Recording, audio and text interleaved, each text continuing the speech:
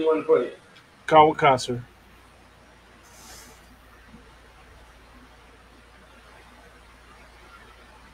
You know, and then some reason it didn't go live.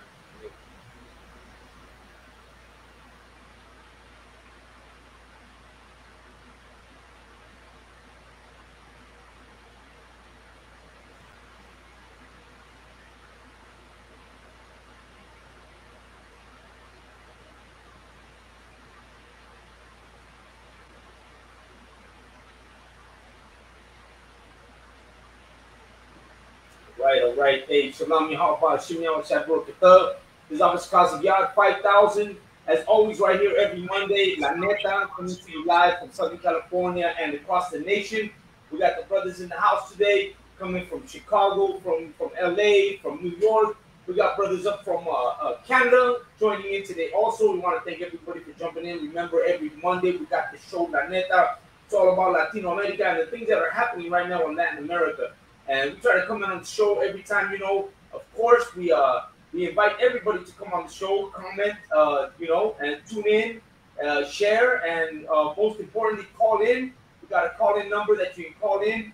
Give your point of view, talk to us about what's going on. Hear us out, man. See what's going on. We're gonna talk about Latino America. We're gonna talk about what's going on with the raza. You got, man, earthquakes. You got hurricanes. You got more storms coming up. You got the presidents waking up in Latin America, rising up against so-called democracy of America out in Latin America. They're waking up to the reality of what's happening, and all this is happening in our time. This is the real time, our time. You know what I'm saying? And so we invite everybody to come in right now. I got Officer Malakma with me. He's in here right now. You know what I'm saying? With me live, and I got Officer Barack Ayala. We got Officer Halak also in the house. Who else am I going to have in the house? Israel. Atazar. There we go. Hey, Shalom Malakma. Go ahead, Malakma. Introduce yourself, man. The water. Hey, Shalom Raza. Shalom Israel. Yubile Raza. Aquí estamos aquí otra noche. We're right here another night, bringing things out that are affecting the Raza. All the stories and articles we have about bringing out the conditions and things that affect, our people. You know what I mean?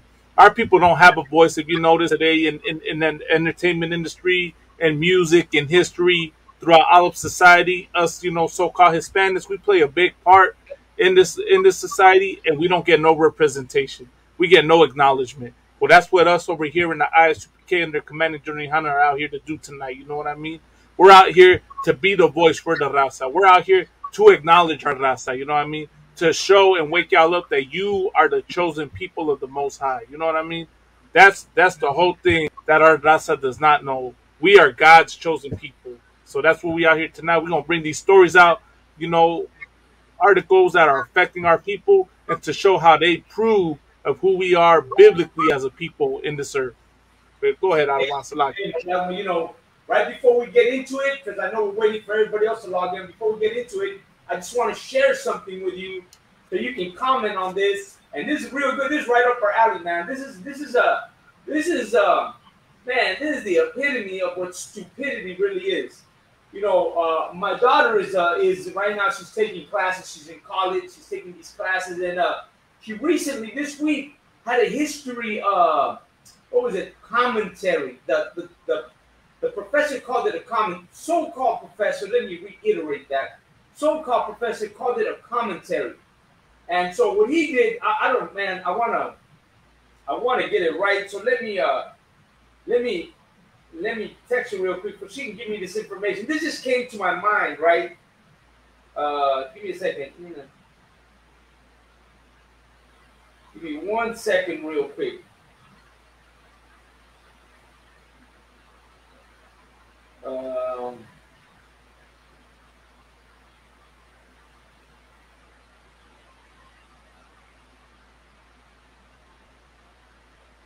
Okay, so anyways, let me get to the point.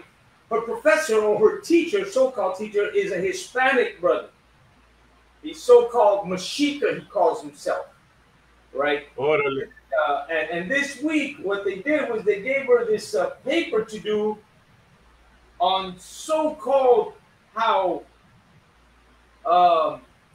man, Oh, man, I want to get this right. How slavery didn't happen because of skin color.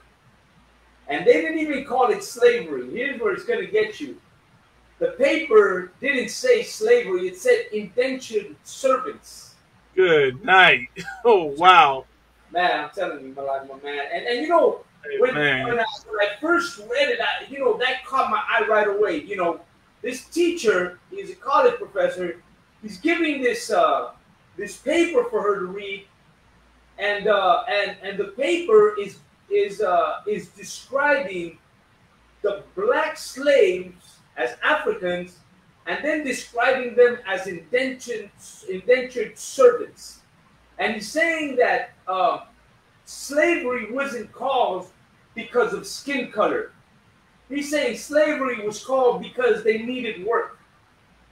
And so of course, we went in on it, me and Lahab, and we were like, but that caught my eye. And what really caught my attention was that this professor is giving a paper, right, to the students, to all his students, where I noticed that what they're doing is they're changing the perspective of what black people were. Instead of being slaves, they're being called indentured servants. And if you see what the definition, you know the definition of an indentured servant? Sir, what is an indentured servant, if I could? An indentured servant, that's where it's really going to get you, because it's ridiculous. A person who signs and is bound to work for another specified time, especially in return for payment of travel expenses and maintenance. So And like, again, can you say that one more time? an indentured servant. Remember, this professor is handing out papers, or handing out paperwork that students are going to be graded on. Their grade depends on how they answer this, and he's using the word to describe black people. He's using the word indentured indentured servants, and the definition of an indentured servant in the Webster's dictionary is a person who signs and is bound by indentures to work for another for a specified time, especially in return for payment of travel expenses and maintenance. Wow. So it's like you know who always brings up about being indentured servants? I don't want, if I could. Irish. The Irish talk about, oh, you can't cry about slavery. We suffered that too. We were indentured servants. So that's like a twofold argument, right? Right. Because they're saying they were slaves suffering that. So based on their argument, you could say that you're trying to say that so-called blacks and so-called Hispanics, what they went through, calling that indentured servitude, well, then it's really slavery. Because the Irish try to use that argument to say they went through slavery. Right. Well, they can use that argument, because I believe that I had seen, right, in this article that had to do with it's funny, man. It had to do with the Titanic. And Right. so the Titanic had a hull. That's the bottom portion of the. Oh, my daughter just sent it to me, and let's see. Salak, y'all the one we got Captain Azania in the building, in the Oh, chat, just hey, Shalom, Cat, y'all about to sir. y'all watching Cap, if you want to jump in, more than happy to get you in here and participate. This is a great topic, indentured servants, and I'm going to tell you, Cap, if you want to jump in, man, more than happy to bring you in, because I'm going to read it from. This is from a college professor that my daughter is dealing with right now, and the articles that they're bringing out, right? They're trying to bring this out, and I'm going to read it real quick. You might want to jump in on this. It says, this is directly from the professor. Origins of American slavery in America, Slovakia. origins of African slavery in America.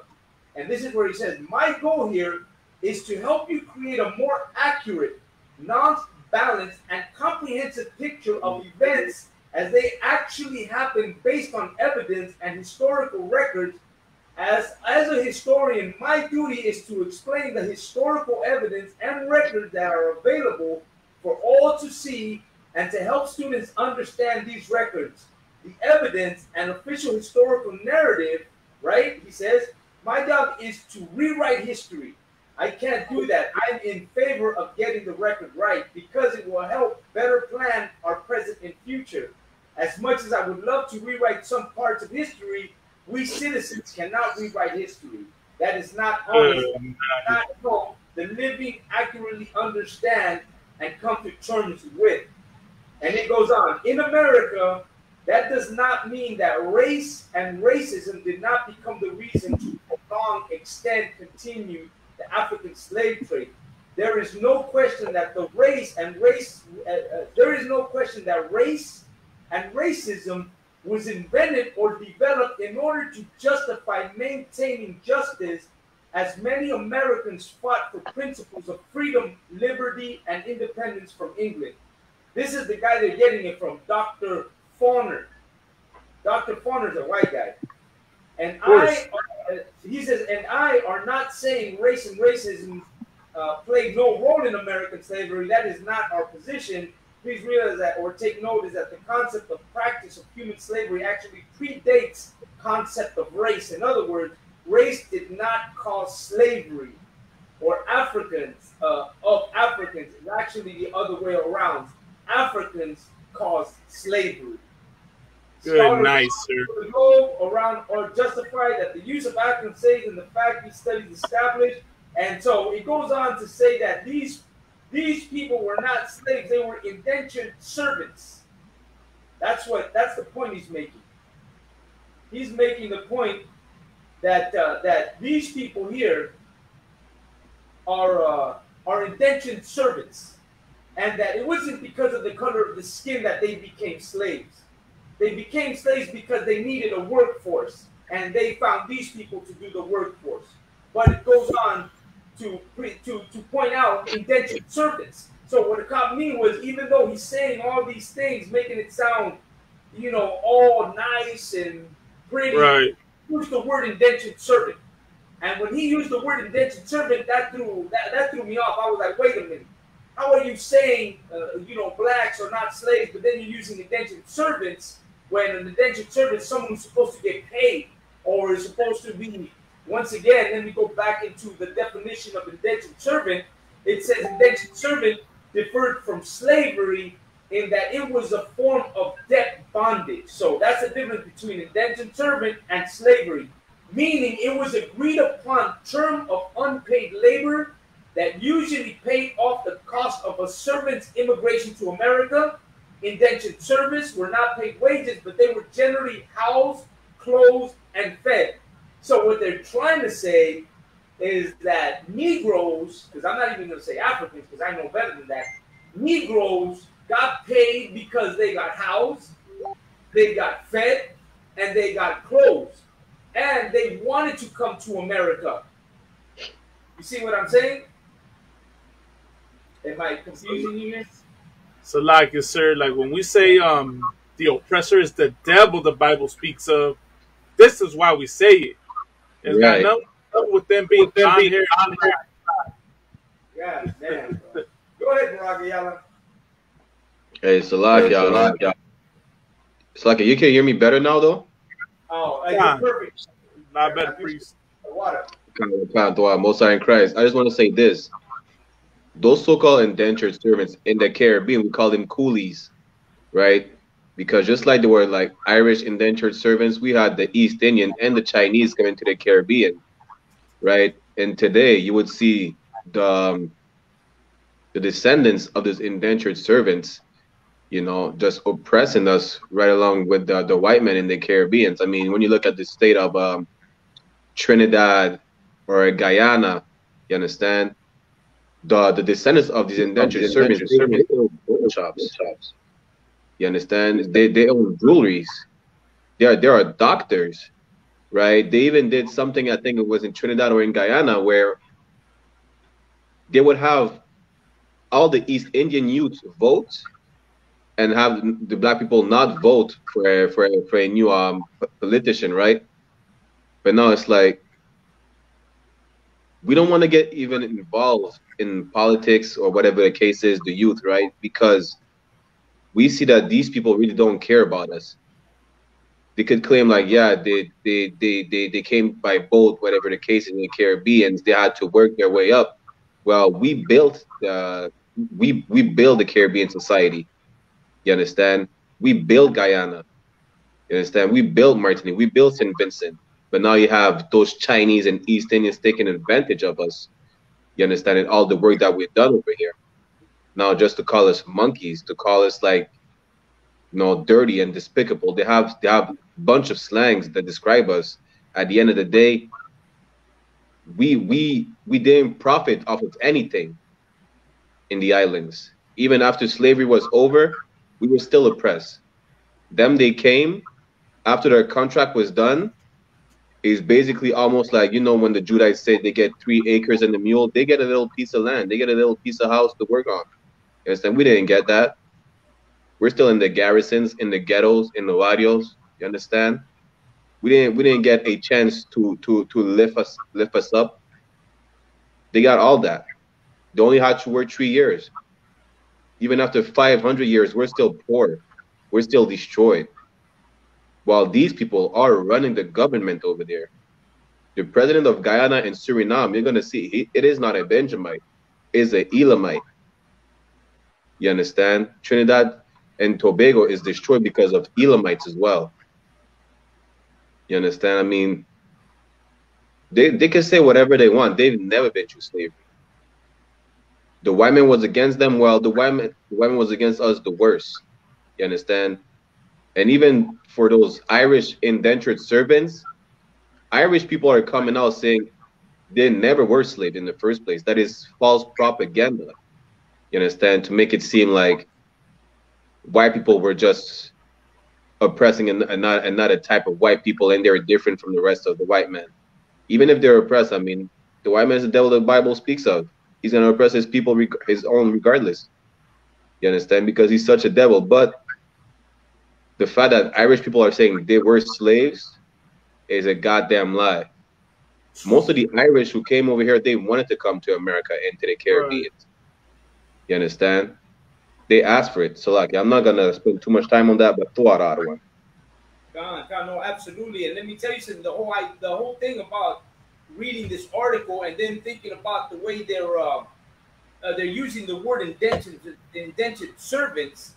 The point making is that you can see that already within the within the education system and the schooling, they're already implementing a change of how it's going to be presented. Right. Presented as indentured servants. You know what I'm saying? That's the way they're going to present it now. They're no longer going to present it as slaves because slave is too harsh of a word. So they're finding a new word to use, and that new word is indentured servant. That's going to be the word slave. Go ahead. I just want to add that too, right?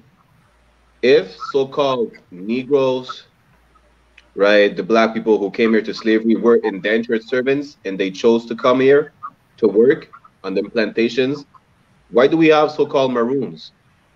Why did we have to flee the plantation? You understand? If we wanted to work there. You understand? Again, those East Indians, Chinese, Irish, they were never whipped. They didn't get their appendages cut off. You understand? They were not lynched. They were not burned on a piece of.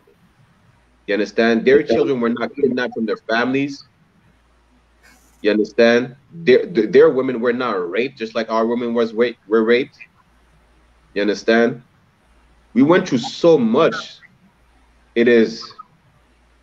I mean, the white man is just an evil bastard trying to tell us we're indentured servants.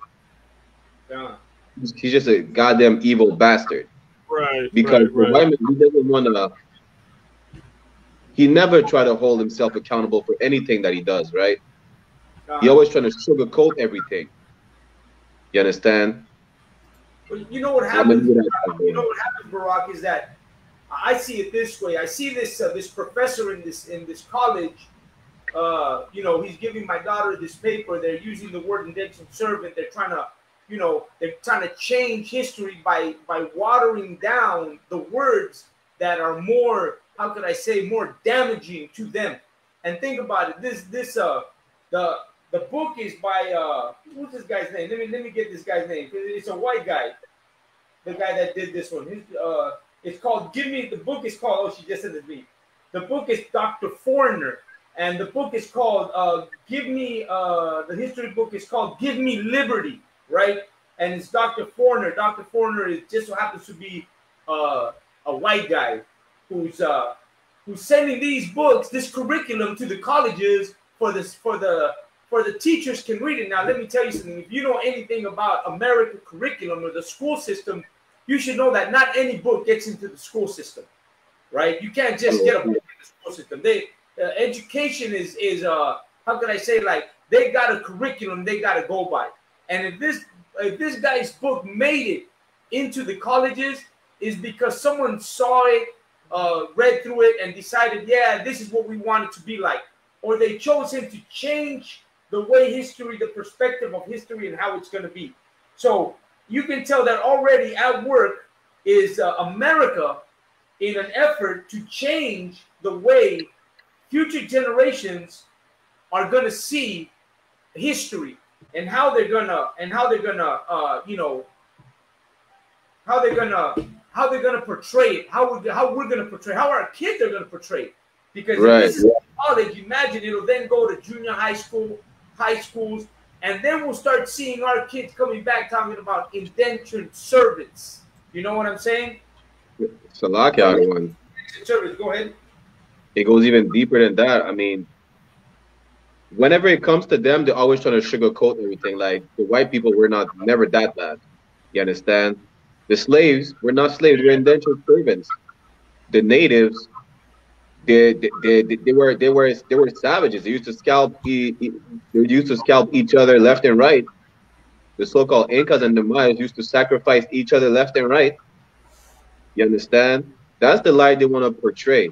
Because even when you look in deep into the history, you don't see no Mayan or no Incas sacrificing each other's left and right Right. every single day. You understand? The natives started scalping each other because of the white man who was scalping the natives in the first place. Okay. You understand? That was trying to portray us like, oh, these Mexicans aren't the rapists, da da da da da. But what about Christopher Columbus and them? What about the Portuguese, the French, the English? Were they not rapists? Were they not the worst murderers on the face of the earth? I mean, it always was worse for Israel, but even when you look at other heathen nations, just like Ishmaelites, Elamites, or Asians, I mean, the white man, he's an evil bastard everywhere on the face of the earth. And he's trying to Right. portray, like, even, I mean, South Africa, they're trying to say that Hamites were not in South Africa before white people. White people were there first. And that Hamites are plaguing South Africa. I mean, we don't give a damn about the goddamn heathens, but it's just to show how much of an evil bastard the white man is, and how much of a goddamn devil, a goddamn liar he is.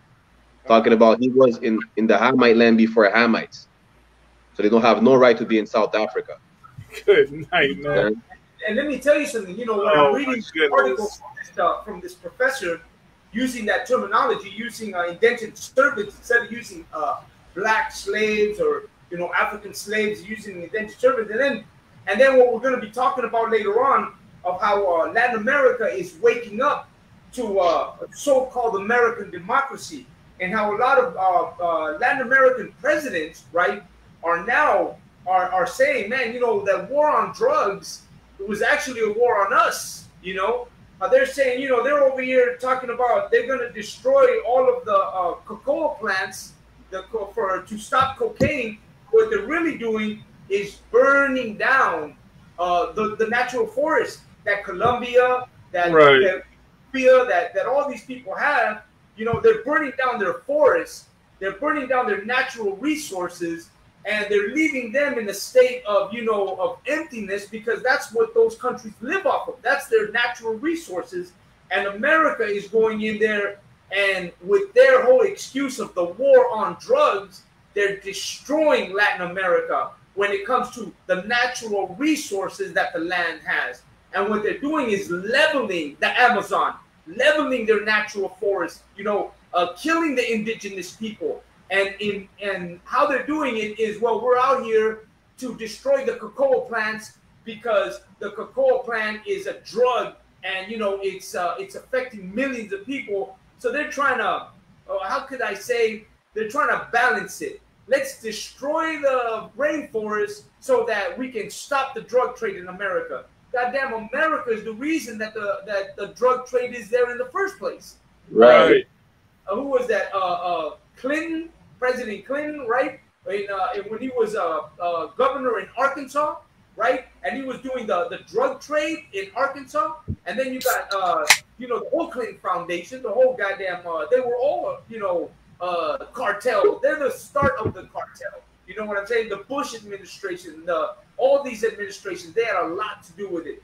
And now they're trying to talk about, well, now we're going to burn the rainforest because of that. And it's funny because that new president in Colombia, you know, the new president in Colombia, he's coming out. Hey, all right, there you go. We got him in. We got the new president in Colombia, and he's talking about, wait a minute, man, this, and the thing is, it's in Spanish, so I know I got a lot of English-speaking brothers, so I want to break it down. But this president in Colombia, go ahead. So I just want to add something real quick back to the story. You know, I just want to point this out, Arwan.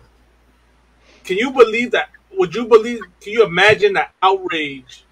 Had I been a college professor, and if I were to be teaching about the Holocaust, and I were to call the Holocaust white on white crime, and that the reason why the Jewish people suffer what they suffered is because they oppressed the Germans. Can you imagine the outrage from the Jewish community? You know, they would have the IDF, what they call the IDF, the JDF, whatever they call it, they'll be coming down on me. You know what I mean? If I were a college professor teaching that, if I were to rewrite their history, what they went through. You see the lack of compassion from this oppressor, you know, to do that to us. Because not only that, they teach about, you know, how America bought Mexico, you know, fair and square, they wanted in the war, whatnot, how they took the land from the Native Americans and made it seem like they did something so humane and righteous and putting them on reservations. They do these things to us and try to sugarcoat it. Now, if they were to do that to any other community of people, that community would come down hard on this oppressor. So we as a people have to come down hard on them for doing that. So like I said. And I wanted to read real quick before we move on, right? I wanted to read real quick on this white guy's book that is now in the colleges, right? Now in the colleges. Right. And I wanted to get to where I saw that in Denny's service.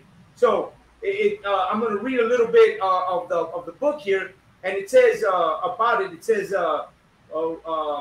race and racism did not cause African slavery. Get that? It said, what are the sources saying caused African slavery? And then it says the origins of African slavery, meaning the original motivations for buying and selling in African slaves in America. Then it goes on. This is what's going to get you. It says, in fact, if you carefully read pages 101, this is in this man's book, many of the Africans were actually indentured servants, which at the time of 1619 was an already established form of forced labor in the Atlantic trade regions. They included the 13 English colonies. Some of the first Africans sold early Virginia colony actually were indentured servants. This guy's talking about that in 1619, they were indentured servants. But he forgot to mention that in 1492, Columbus was already taking slaves and taking them to other places, moving them around the regions for slavery. And he's talking about that they were indentured servants. And he's calling them Africans, saying that Africans were indentured servants. So see, this is what the colleges are teaching our children. They're teaching them, let me get off the page a little bit. They're teaching them non-binary, right? LGBT. They're teaching them non-slavery, indentured servants. They're teaching us that we can be Latinx, Chicanx. You don't have to be male or female. This is the wickedness of America and how they're educating your children. And this, the what I just read, is from a college professor. And it hit home because this was given to my daughter as a history test. And the history test, the books that they're reading mention that slavery is not slavery, but they're indentured servants. So, Karatazam, I'm going to let you in on it, man. Con, sir, right. I want to say that if you look at the definition of what an indentured servant is somebody who basically doesn't have no money. I'm going to give you the layman definition. Somebody who basically doesn't have no money, so they offer their work in service for a time period to become free. You know what I'm saying? So if we came over here as indentured servants, when the hell how long was we supposed to be working till we get free? What was our end goal for us to eventually become free? Because if you look at the way society's going on now, we still not free. You know what I'm saying? Just because they took the chains off of us, we're still not free. You know what I'm saying? We still have to work long hours just to get by. You know what I'm saying? We still suffering in the ghettos. We still have all these tactics aimed at against us to kill us. You know what I'm saying? So if they said we came over here as indentured servants, what was our reason for even offering you our services in the first place? You know what I'm saying? That would be my question to that. You know what I'm saying? Us in the ISBK, we got to realize, man, that these the oppressors that are out here, man, they want to lie. They want to misguide you through their history, but their history is false, and in ISBK, we're going to teach you the truth. You know what I'm saying? Right. Absolutely. And and let me tell you something. The important thing to understand is that as you got a portion of America speaking lies, well, the Lord has chosen to wake us up at the right moment, right? ISBK, because all this is happening in our time. In our time, they're trying to change the name of slavery. In our time, they're trying to change your what is that? Your sex or whatever you want to call it. Whether you're male or female. In our time, they're trying to change these things. In our time, they're trying to make it seem like we're immigrants, we're this, we're that. In our time, they're doing these things, and at the precise time, the Lord has chosen to wake us up so that we might be able to, give the other perspective and combat it with the truth, because that's what we bring forth, the truth, so that it doesn't go just their way. And it's at the right time because, as you're going to see when we progress in the show, America seems to be coming to its halt, to its end with all that's happening. And as you're going to see in a little bit, Latin America is waking up, and they're also doing the same as us. They're waking up to the truth of how wicked the so-called democracy is in America. And Latin America is waking up to this and realizing, wait a minute, all this war on drugs and democracy in our countries and placing presidents and in the way they want it, and setting up laws and the free trade and all these agreements, they don't benefit Latin America in any way. And in the same manner, we see that in our history right here hitting home. I'm going out to Latin America with what I'm talking about, but let me go into your backyard. Let me go into the backyard of the people watching. Your kids, your daughters, your sons are going to school and being taught lies. And one lie that's being taught that's going to hit you hard is that if you Black, Native American Indian, they're calling you an indentured. They're saying your ancestors came here willingly to work. They're saying they're letting you know that you were never a slave. Black man, according to America, you were never a slave. Your people came here, your forefathers, your ancestors came here willingly. And in exchange, they were going to be set free. At what time? Who knows?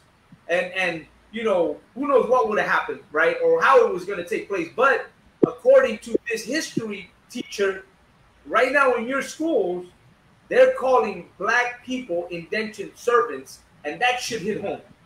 Am I right? Go ahead, Joe. So I don't want Go ahead. Just one quick thing, just like I said, I mean, again, if it was our choice to be take on them plantations, why did we have to run away from the plantation? You understand? That's really like a spit in our face. Just like the Roman Catholic Church talking about the native Indians benefited from the residential schools. I mean, me personally, my family, I descend from like Maroon, so why did my great great great grandfather had to run away from the plantation if it was a choice to be there? You understand? If he would have been free, I mean, even if we're still not, because we're still owned by France, I mean, what are you talking about? It's a lot, the other one. If I could add to what the brother's saying, go ahead. I was just gonna say too, like he said, like what are we running away from? And you also like what we gotta do as blacks, Hispanics, and natives is not lack common sense. Like don't let that slip out your mind. Like this is why we have the universal and practical knowledge. Like this is like some of this stuff is common sense. You know what I'm saying? Right. Don't let common sense flee from your thought process on how you process things in this world, because they think basically they're saying you're just that dumb that we can just tell you anything and you're gonna have to believe it, or you're going to believe it. You know what I'm saying? So I just want to remind people: don't let common sense get out your thought process. You know what I'm saying? Right. It's a lot, the other one. One last thing, real quick. It's like basically use your common sense, because white people don't even trust white people in the first place. But we're supposed to trust everything they say. Right. It doesn't make no sense. Gone. Right. And let me tell you something.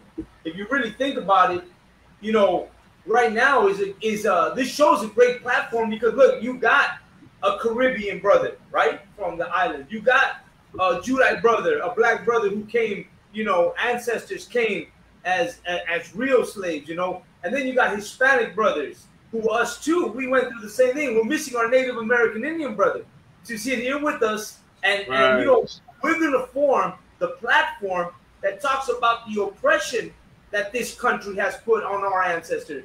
And you know why it takes us? Because we're the ones who are interested in speaking about what happened to our people. This teacher, right? This teacher is supposedly, he's a Mexica. He's Hispanic. He's supposedly Mexica, but he's by using the terminology indentured servant, he's actually putting his own race down. He's downplaying the history of his own people. Because if you're going to go ahead and say that the black people were indentured servants, then you might as well go ahead and say that the Aztecs gave away all their land to the Spanish. Right. So that us Hispanics were proud to have Cortez come in, and we gladly gave it to them. We might as well say that we're you know what? We might as well use this, that we're Spaniards. We might as well Spaniards. I'd like to see that teacher who claims he's a Mexica. I'd like to hear him say, "Oh yeah, my parents are Spaniard." That's what a lot of Mexicans like to say, "Man, my parents are Spaniard." And then you ask them, "Oh yeah, what part of Spain are your parents from? Or what part of Spain do you visit during your Christmas and your New Year's and your holidays? Where in Spain did you go visit your people?" And they'll tell you, "Well, no, I don't have nobody to visit." Well, you don't have nobody to visit because you ain't from Spain. Right. That's why black people, our black brothers, they can't go visit nobody in Africa. They ain't got nobody to visit in Africa. They're going to go visit a black brother. They're going to go to Chicago. They're going to go to North Carolina. They're going to go to, where, I don't know, Mississippi, Louisiana. You know what I'm saying? They're going to go back south. They're going to go back to the south where their ancestors, were as so-called indentured servants, were dropped off and left there. Now, this idiot here, how's he going to claim to be Mexican and say something like that? Well, that right there that's ridiculous, man. That's if I could. Face to Raza. Don't you? What do you think, Ayar? Let me know. So sir. I was gonna say, I bet you anything, sir. He calls himself Mexican American. Oh, bet you, man. Yeah, absolutely. That's the kind of person. He's the type of Hispanic that will be like, "Oh yeah, I'm Mexican American," And Mexicans should be legal. They should get their passport before they come into America. That's the kind of people you're dealing with there. That's why they have them in the colleges. That's why he's a professor. Because those are the kind of people that the colleges want. American colleges want people like him. People that will disguise the truth and make it sound, what is that, precept? Where's Halak at today with the precepts today? His words are sweeter than butter, but war is in his hands. You know what I mean? That's the perfect way of seeing it. And us, we sell out to the ways of our oppressor. That's the problem. That's the problem. And let me tell you something, man. Black brothers, man, at least a lot of them hold it down, right? But a lot of Hispanics, man, I'm gonna be upright straight. A lot of Hispanics are goddamn sellouts, bro. Uncle Tom, Tio Tomases, they están listos to give up, you know, their pride to be Mexican American. You know what I mean? That's the truth. So, like it, go ahead, man. I'm over here barring in on this, man. Anybody jump in, go right ahead. Salagi. It's a lot, the other one. Just that term Mexican American, it's just like us in the West Indies talking about, you know, oh, I'm French, I'm proud to be French, this and that. Like, honestly, my only benefit is that I had to get 2 passports. And besides that, like, I'm disgusted to say, oh, I'm French because I'm born in the French West Indies. It's like other brothers would say, I'm Dutch because they're born in the Dutch West Indies. You know, this is nothing to be proud about. You understand? It's like you're saying, I'm proud to be a slave. I'm proud to be under the white man. You understand? And I'm literally disgusted. I mean, I get it. We have to move out the West Indies sometime and go to Europe, whatever the case is, for a better way of life. But what is there to be proud about? Right. You understand? These oppressors destroyed they took us to the island, you understand? They enslaved us, they oppressed us, they still oppress us. We're still poor, we're still under them, but it's like we want to worship them. Understand? And let me tell you something. I'm just gonna paraphrase real quick out of one of the scriptures. Like, we're looking at a nation that could not save us. Right. You understand? Right. That's what I want to bring out from that one. So like that. Salagi, and I just wanted to bring out a precept on that Hispanic teacher. You know what I mean? Because even though, you know, I'm saying that about him, it just shows that he's Israel. It just shows that even that professor, you know, as bad as he may sound and everything, but that's a curse. That's a curse on that professor. That's how you know he's an Israelite. That's how you know he's Mexican. And that's what is that? Jeremiah chapter 17, verse 4. You know, and thou, even thou, right, shall discontinue from thine heritage that I gave thee, and I will cause thee to serve thine enemies in the land which thou knowest not. For ye have kindled the fire of mine anger, which I shall burn forever. And that's what happened to that brother, man. He has discontinued from his heritage. He has moved away from who he is. You know, man, don't try telling that brother he's a Israelite, because he doesn't want to be even a Mexican. You know what I mean? Let's be an Israelite. Let's telling him you Israel, because if you can't even be Mexican, you know, you got to be like I'm Chicano, I'm Mexican American. Okay, I'm cool with that, you know, but you know, let's see the reality of, you know, what our people are and where we're coming from with this, you know, because it strikes us that this is happening in our colleges, in our schools, in our, you know, it's going to go to our elementary, junior high schools, and of course, you know, it starts at the colleges. You know what I mean? That's where it starts. Right. Go ahead. I'll say not even to mention what else. They're gonna be teaching you about teaching your kids how a king could be with a king, a queen could be with a queen. The king can turn into a queen. The king can turn into, you know what I mean, like madness and you know, abomination. They gonna be teaching our children, you know, and then to throwing this in a womb. You know what I mean? That's the problem, man, with this oppressor. He's gonna keep beating us down till, you know, there's nothing left practically. So, I'll give the floor back to the next priest. If I could too, just to add on to what you guys are saying and kind of what Kazaki is saying, like it's like us as blacks and Hispanics and Native American Indians, like it's so much pride in coming back and realizing who you truly are and knowing your true history and knowing and knowing your true name. Like just as much pride as you take in calling yourself, oh, I'm an African American or I'm a Mexican American. You take pride in that. Imagine the pride you would have to be calling yourself by what you were truly called, like brothers, like we all do. You know what I'm saying? Like I'm proud to call myself a Judite. Like I know that this is my history, and I can look and see that this is my history. This is where I come from, and we are this tribe, and this is my people. You see what I'm saying? And it goes to hint in our name, like Yasha Allah, Princess of the Power. It's power in these names that we even have for ourselves. You see what I'm saying? So, like, we gotta take off this delusion of wanting to be accepted by America and being accepted by wherever you're at in the country, because us as Israelites, we suffer from it no matter where we're from. Like the brother was saying, being a French Slocky. What was it again? A French Indian? What is it? Slocky. Slocky, I'm from the French Caribbean island, so I'm a French citizen as well, right? What do they call themselves over there? Like they want to be accepted. Like how we call ourselves African American. Like either Afro-Caribbeans or they will go with the nationality of the oppressor that owns the island. So in my case, they would call themselves French. So they're like French Caribbean. Right.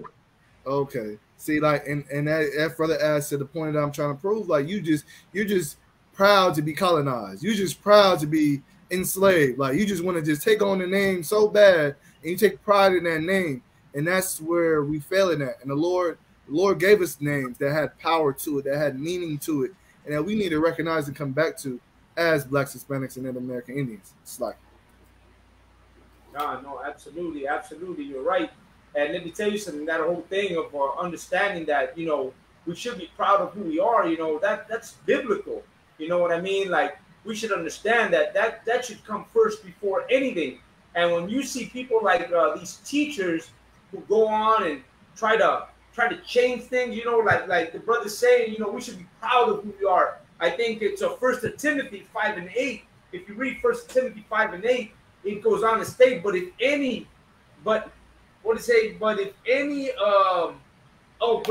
provide not for his own, right? Man, somebody got that? Man. 1 Timothy 5:8, sir? Yeah, 1 Timothy 5:8. I got it. You got it? Khan. There's the book of 1 Timothy chapter 5 verse 8. But if any provide not for his own, and especially for those of his own house.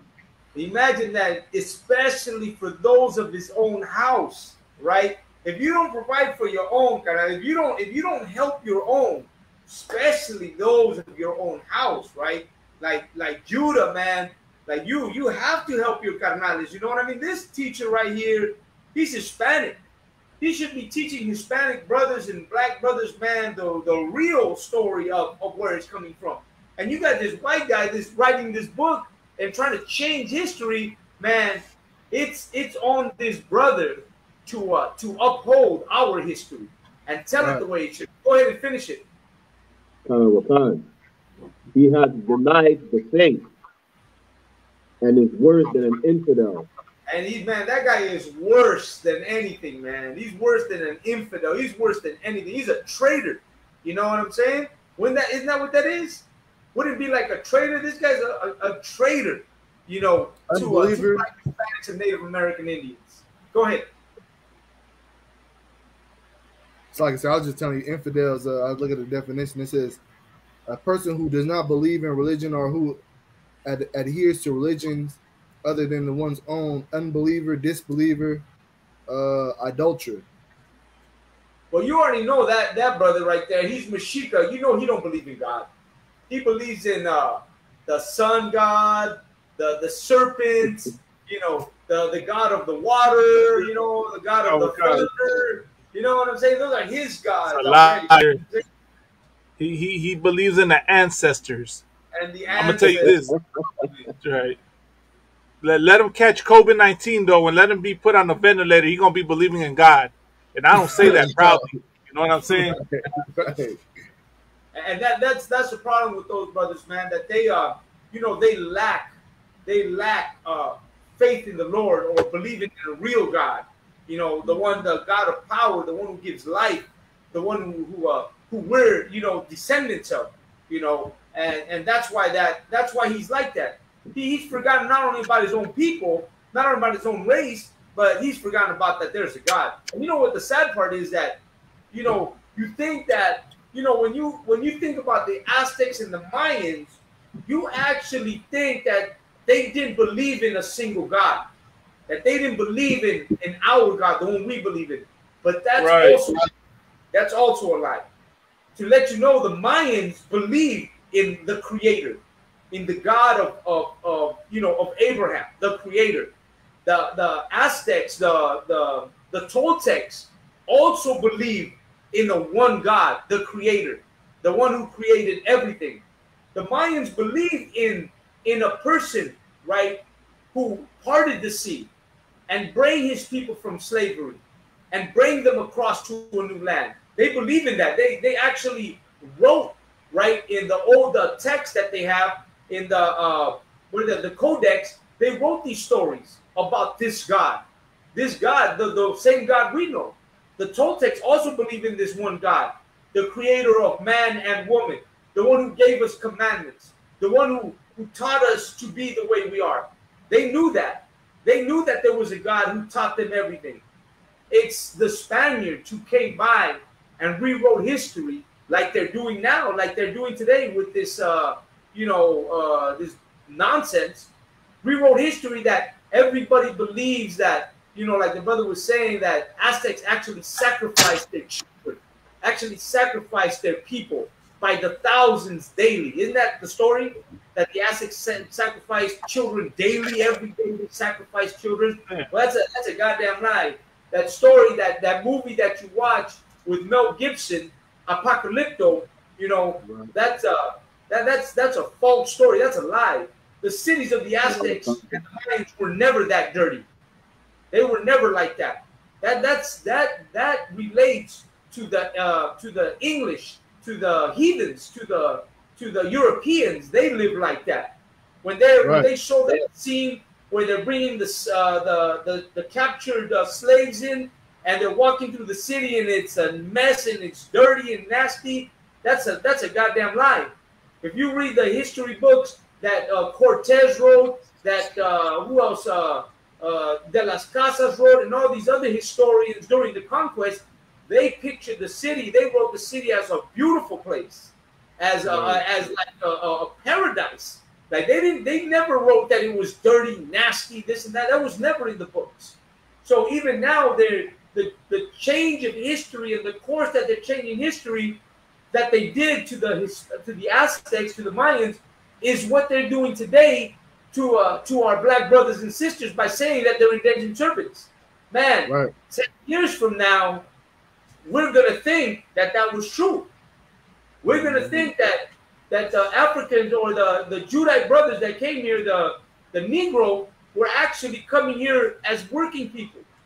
They came here to work. They were migrants. They're gonna start calling them migrants. That's the next word. They're calling them indentured servants now. Soon your history book will say the migrants from West Africa. That's what they're going to say. The migrants from the Caribbeans. Go ahead. And if I could say, they're going to try to X out all the violence that they committed too. You know what I'm saying? All the violence that they committed, they're going to try to cancel that out as well because, he wants to portray himself as this, goodly, godly person. You know what I mean?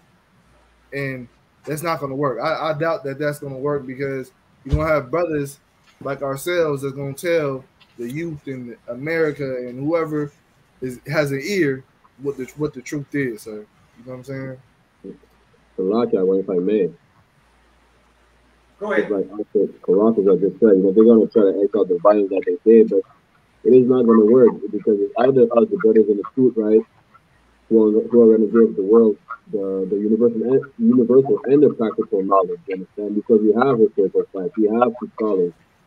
But even some brothers in the world, I don't know about Issachar or Judah, but we have slang in Martinique that, yo, we call the oppressors Beke, which means like the descendants of the slave master. And we call them Zoré, which is another like Creole or French word for ear because we used to cut our ears off, you know, among other like atrocities we used to do to us. So them slangs are not going nowhere regardless. I mean, you understand? This is just, I mean, if they try to erase the violence that they did to us, we're still going to have remnants, you understand, of history. I mean, they used to say that, Salakia, I think Captain Katazal brought that out about Harriet Tubman knowing that she was an Israelite because of spoken stories from her ancestors, right? Well, I mean, they cannot erase our speech. They could erase the books, they could burn them, but they cannot burn our speech. They cannot burn the memories that are passed down from one generation to another. Right. You understand? God, absolutely, absolutely. You're right about that. You know, that's something that that's what we're here for. We're here to uphold that and keep it so that it's not forgotten. You know, you said something that struck me, and you know, when you said that eventually they're gonna try to erase the violence that they had on Judah or on the slaves, on our black brothers and sisters. You know, they're gonna try to erase that violence. Well, let me tell you, it's funny because you know that's what they've done to Hispanic people.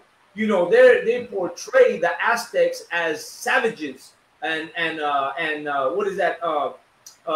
You know, doing sacrifices and cutting hearts out, and you know, even to the point where they called us cannibals, that we ate each other.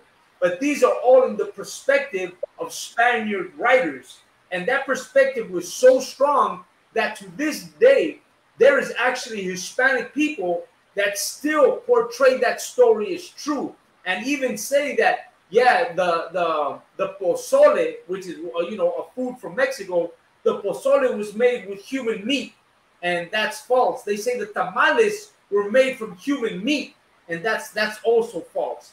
Those are the writings of the Spaniards. What do they say? The winner rewrites history, and what they right.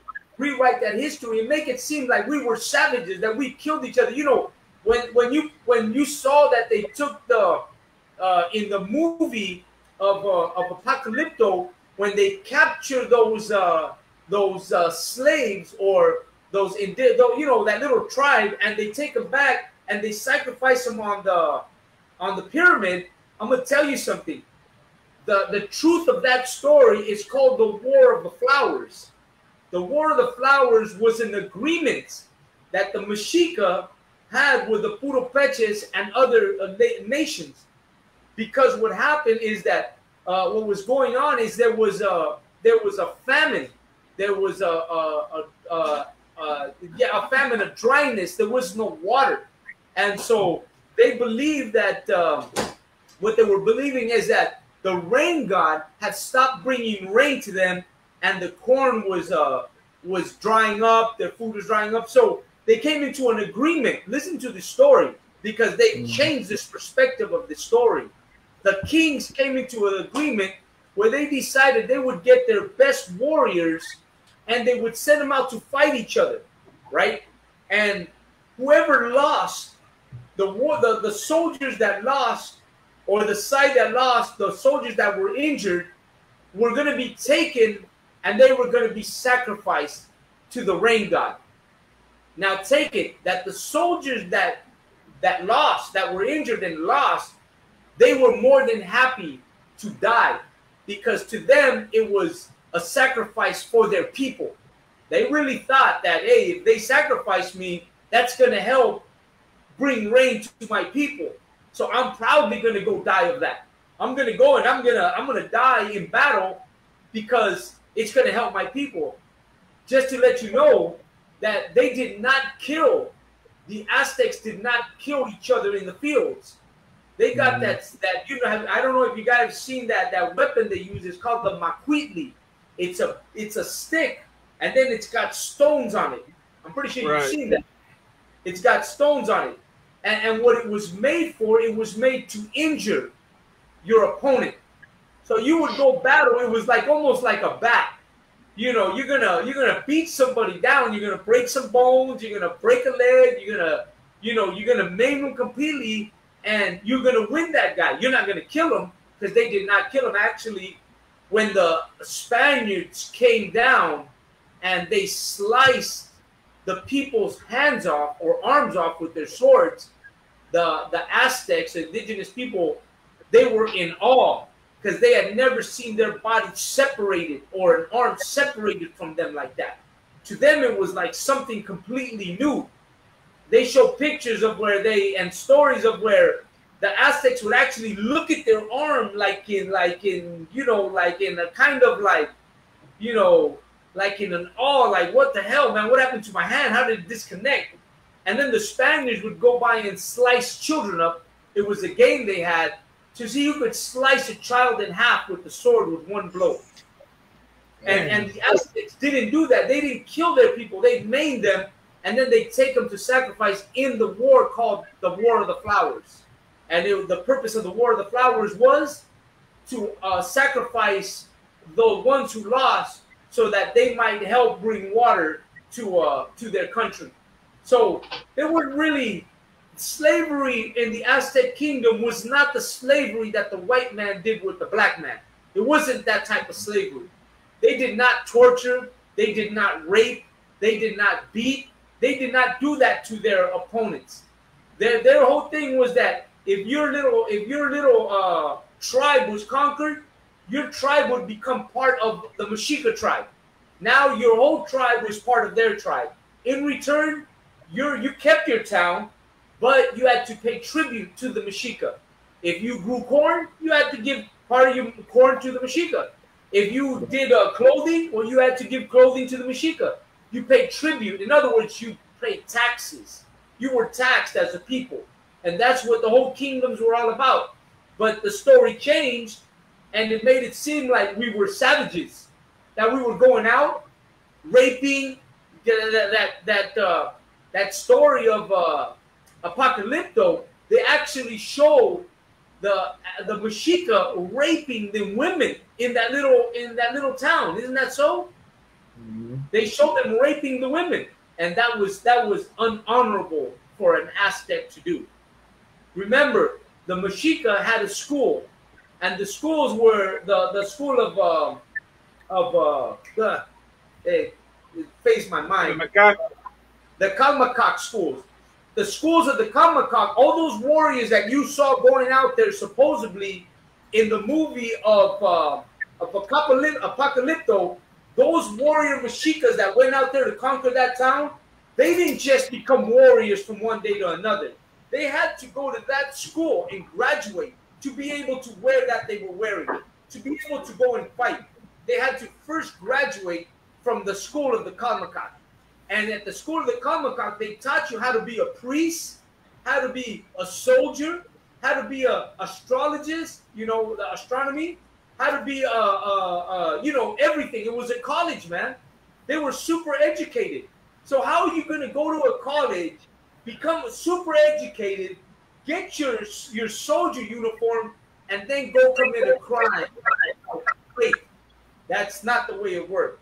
That whole history that they're showing on that movie is false history. Once again, told by the Caucasian, the oppressor, to make us think that that's the way history was. And if you really know your Aztec history, you should know that our men were honorable. We did not go out and do crimes like that. Actually, that was a crime punishable by death to rape a woman. It was a crime punishable by death to be drunk in the streets of the city. It was a crime punishable by death to steal another man's belongings. Salaki, go ahead, Baraka Yala. I just want to say this. It's like everything that the white man does, he's trying to say that we do and that they don't. Because everything he accuses us of doing or being, savages, rapists, whatever the case is, drug dealers, the worst thief, whatever the case is, he's actually talking about himself. But he's trying to portray that image on our people. Because ain't no bigger drug dealer than the white man. Right. Ain't no bigger rapist, thief, murderer than the white man. Like Black and Hispanic and Native Indian people, we're the most compassionate people on the face of the earth. We're ready to forgive our enemies, to bow down to them. You Right. understand? We're trying to include everybody all the time, wherever the case is. You understand? But the white man, I mean, if you go against white people, you're a racist. While he goes against every single people on the face of the earth, unless they bow down to him. You understand? Mm-hmm. He goes into Afghanistan and Iraq, rape them those Muslim women. Then he wants to talk about, yeah, the Mexicans are the worst rapists. Because of Caucasian people, we have Griselda Blanco, Pablo Escobar, and El Chapo. But then he wanted to talk about, we're the biggest drug dealers when he's creating the drug dealers. He's creating the cartels. Mm-hmm. You understand? He's buying and selling the most drugs on the face of the earth. You understand? You want to talk about Black, Hispanics, and Native are killing each other with guns and everything. Well, who's giving the guns to the people in the first place? Right. Who is even making the guns? You understand? Yeah, absolutely. Absolutely. You want to jump in, Karate-san? Go ahead. Sir. I also wanted to say, like, if it all ties into how he's trying to rewrite the history, though. You know what I'm saying? He's trying to rewrite like how you said, sir. It happened to the Northern Kingdom or the Hispanic brothers first, and now he's making his way down to the all us now. You know what I'm saying? The Judite brothers and the Benjamite brothers, and trying to rewrite that history as well because he wants to, throw the rock and hide his hand, if that's how the saying goes. You know what I'm saying? Like he's want to try to make himself seem like, and he's rewriting his history, and he's not really, like, if you really think about it, it's not making him look any better. You know what I'm saying? You're just really trying to justify murder. You're trying to justify you blatantly murdering these people because, they were savages, so to speak. You know what I'm saying? Or they were, they came over here willingly, so, we beat them and raped them. You know what I'm saying? We use them as test dummies. Like you're really making yourself look worse when you actually really think about it. That's why I said in the beginning, like, don't let common sense stop flowing through your mind. Like it really starts to make sense when you use your common sense. You know what I'm saying? And like it just baffled me how evil Esau is. You know what I'm saying? How divisive he is. Like he's like, we do. I said this yesterday. Like we do evil things to each other, and that's not right. It doesn't make it justified. But he really like thinks and contemplates your death. Like he's not satisfied with you instantly dying. I mean, that happens. He does that anyway. He wants to see you destroyed over years, over time periods. He wants to see you. He poison your water and see the effects of it 50 years later. You know what I'm saying? He wants to, murder, put abortion clinics in your ghettos, in your place of residence, and then put drugs in your community and put all these wicked things, put guns in your community, like the brother was saying, and then see the effects of it. That's truly wicked if you think about it. You know what I'm saying? That's truly an evil person to do that. You know what I'm saying? To want to do that. You know what I'm saying? That's all I gotta say on this, sir. God, that just reminded me of watching those movies, man, that they got out on Netflix right now. What is that? John Wayne Gacy and man, you know what I'm saying? Like that's the bottom line. Hey, Malagma, let's go into that. Let's go into that video real quick because we're running out of 1:30. But speaking about how we got into this, how you see America changing the terminology from being black slaves to being indentured servants, and how they're trying to change history and make it downplay what it really is, as always, as they've done forever. Well, there's this change to this. There's something else coming. There's something else happening. Right. All around the world, man. There's like I used to hear about an awakening. You really don't understand an awakening until you're part of it. And then you start seeing it happen around you. Like we're part of awakening. We're waking up to the truth of who we are, Black, Hispanic, Native American Indians. And we're coming into this truth more and more. We realize by watching shows, listening to Commanding General Yohanan, listening to the brothers, everybody's history, and we're heavy in history in the ISCPK, whether it be the Hispanic history like I tell, or the brothers who tell the Judite history or the Native American Indian history, right here in the ISUPK, man, you're going to get the lowdown and the true history of what America really is. And the wake up is this, is that we have woken up to the reality of what America is. And since we've woken up, America seems to be spiraling downhill further and further and faster and faster. It seems to be destroying itself. It seems like every time we wake more people up, the more of us that wake up, the more America seems to be destroying itself. The more America seems to be dividing itself, having problems amongst itself. The presidents in America are idiots. They show clips of them in a daze, like not knowing what they're saying. They're complete stupidity. You know, it started with George Bush. You know, you started seeing these things, George Bush and, you know, Cheney and all these people, like, you know, you're really like, what? Are they really saying these things? You can't even believe. I think there's a precept in the Bible that says that something like that, that the Lord's going to put clowns in as leaders, you know, somewhere like that. You know, I'm paraphrasing, but the Lord's going to raise up clowns to lead this country. But let me tell you something. Latin America has been destroyed, and America destroyed it.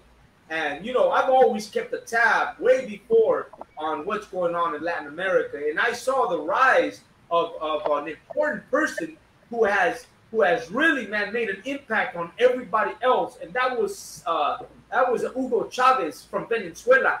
Hugo Chavez from Venezuela was one of the first presidents who said, you know what, I'm going to take a risk. I'm actually going to speak up against America. And I'm going to take the risk knowing that they're going to kill me for doing what I'm about to do. And he did it. He spoke up, lost his life, but he did not allow America to take his country. Yeah, Venezuela is in shambles today. It's in shambles because of what America has done to it by doing an embargo and stopping trade and doing everything they've done to it. The same thing they're doing to Russia. But unfortunately, Russia's like, we don't even care. You can do all that to us. We're going to continue. And they are. And their consequences are heavy because now, what is that? The energy prices in Europe are skyrocketing because Russia had decided to sell energy to them even higher price. And now they're all feeling it. Germany, Italy, France, they're all feeling it. Saying it's going to be the coldest winter that Europe has ever had because Russia and China control the energy in Europe. And you know they do. No one else has the energy that they have because that they got all the plants. You know what I'm saying? So now you're seeing, but in Latin America, we're seeing presidents come up. We saw a couple of presidents already, and now here comes a new one. We've seen what was this president? The president of not Peru, of Bolivia, right? The president of Bolivia. What he did is he decided to oust BMW because of their practices of cheap labor and what is that? Mining lithium and not paying the price for it, right? They wanted everything cheap. So Evo Morales decided, you know what? My country is not a country where anybody's just going to come in and just take what they want and leave the waste and treat our people the way they do. So Evo Morales decided to turn against BMW. And that corporation went and caused a big conflict that caused Evo Morales to have to leave that country in a rush because he knew what was coming because America got involved. Well, now you got a new one. Now you got this new president in Colombia. And this new president in Colombia is saying that America and the war on drugs is actually a war on their country. And what they're really doing is trying to destroy their country.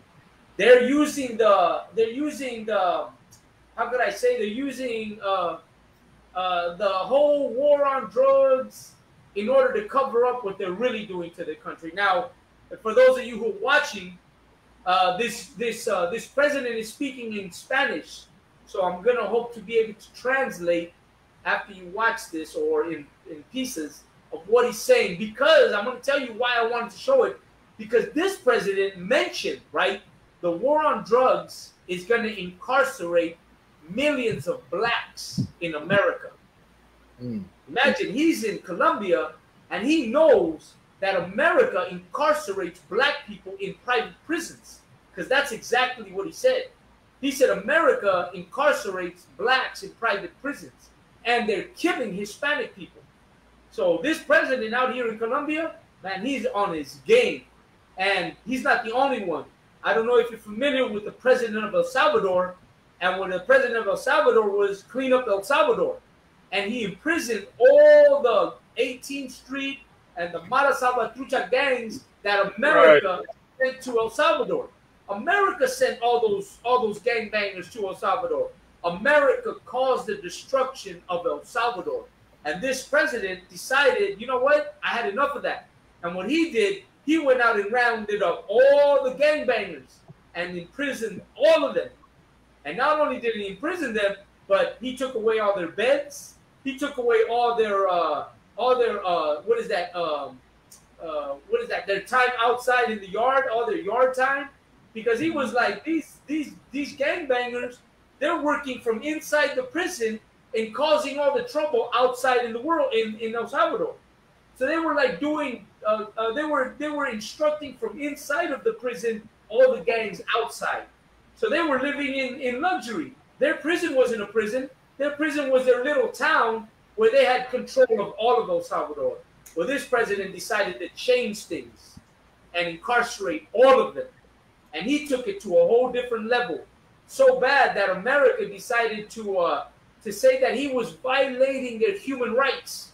Wow. And the United Nations came in and they tried to get him and say, hey, you know what? You're violating you're under human rights violations against these prisoners, and you need to start letting them go, and you need to start changing this. And you know what the president said? The president said, hey, you know what? You're right. I am violating their human rights. So what you guys need to do is you guys need to start taking these prisoners back to your country. And you need to start treating them like you think they should be treated. He said, because if you keep them here, I'm going to continue to violate their rights. He said, and right now they're 2 for 1. Take one of them and I'm going to give you another one for free. He said, take all these with you because they're not going to eat rice. They're not going to eat beans. And if they start retaliating against the people in El Salvador, the regular people, he said, I'm going to make things even worse. And he did. He built a new prison for them where now he's incarcerating them all in new prisons. So all their little holes they had, all their little edges they had in their old prison has all been taken away. So the president of El Salvador and the president of Guatemala are planning to change the way Central America is. And what they're doing is they're steering away from American democracy. And right now what you're about to see is another country known as Colombia also steering away from American democracy. And what does that mean to us? That means that you're watching Latin America start to wake up the way America's waking up. The way Black, Hispanics, and Native American Indians are waking up here in America, that's the way Latin America is waking up to the same thing.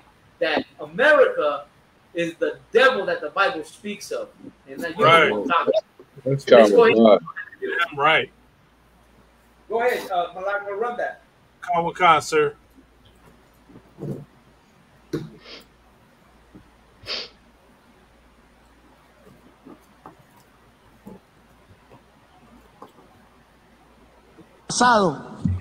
Han aumentado por ocultar la verdad. Verán morir la selva en las democracias. La guerra contra las drogas ha fracasado. La lucha contra la crisis climática ha fracasado. Han aumentado los consumos mortales de drogas suaves, han pasado a las más duras. Se ha producido un genocidio en mi continente. Y en mi país han condenado a las cárceles a millones de personas para ocultar sus propias culpas sociales. Le han echado la culpa a la selva y sus plantas. Han llenado de sinrazón los discursos y las políticas.